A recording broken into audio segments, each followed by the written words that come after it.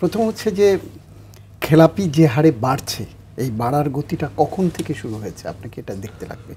আমরা আসলে তাৎক্ষণিক তথ্য আমরা দেখি, কিন্তু এর পেছনটা আমরা সাধারণত দেখতে চাই না।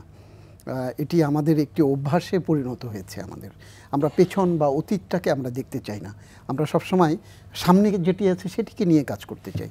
আপনাকে দেখতে হবে, যদি আপনি যে বিষয়টি খুব আলোচনায় এসছে গত 6 মাস ধরে, যদি আপনি বলেন, আলোচনার কথা বলেন যে এই খেলাপি ঋণ কখন থেকে কোত্থেকে কিভাবে এলো।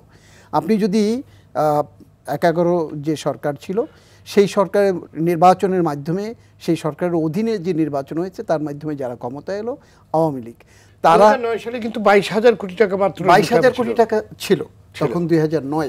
আমি সেই জায়গাটাতেই আসতে চাই। 2009 যেখানে 22,000 কোটি টাকা ছিল, আপনি দেখবেন যে 2011 যখন এই আওয়ামী লীগ যখন ক্ষমতায় নেয়, দায়িত্ব আসে সরকার পরিচালনার, তখন এই খেলাপি ঋণের পরিমাণ কত ছিল? 1.9%। এক বছরের ব্যবধানে সেটি 6% বেশি বেড়ে গেল। 18তে এসে এটি 14% দাঁড়িয়ে গেল এবং 24-এ এসে এটি 20% ছাড়িয়ে গেল।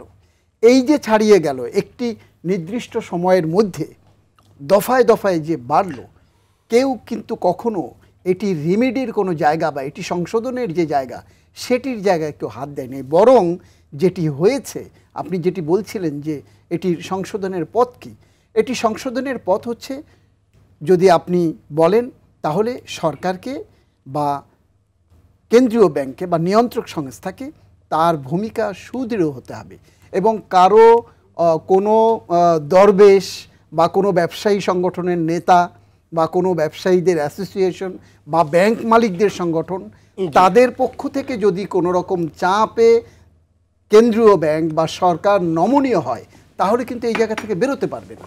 জি, কারণ আমরা যেটা দেখেছি যে বিভিন্ন সময়, আপনি যদি ব্যাংক কোম্পানি আইন 1991টা আপনি যদি ফলো করেন, সেই জায়গাতে সেখানে যতগুলো পদক্ষেপ নেওয়া হয়েছিল ব্যাংক ব্যবস্থাকে সুদৃঢ় বা এগিয়ে নেবার জন্য, সেই জায়গায় কিন্তু বারবার সংশোধন হয়েছে।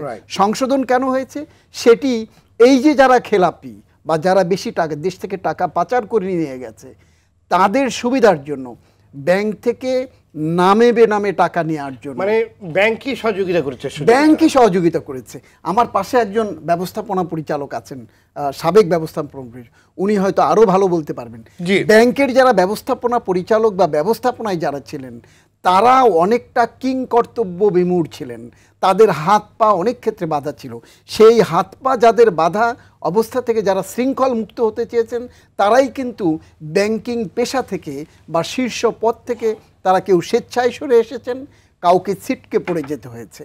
এবং ওই যে মালিক যারা, যে সমস্ত ব্যাংক যারা দখল করেছে বা ব্যাংক রাষ্ট্রায়ত্ত ব্যাংকের টাকা লুটে নিয়েছে, তারা কিন্তু বিভিন্ন সময় ব্যাংক কোম্পানি আইনটাকে কাটাছেঁড়া করতে করতে তাদের নিজেদের সুবিধায় যত রকম সংশোধন দরকার সেটা করে নন পারফর্মিং লোনের অবস্থা এমন জায়গায় নিয়ে গেছে, যেটি এখন দক্ষিণ এশিয়ার দেশগুলোর মধ্যে বাংলাদেশ শীর্ষে।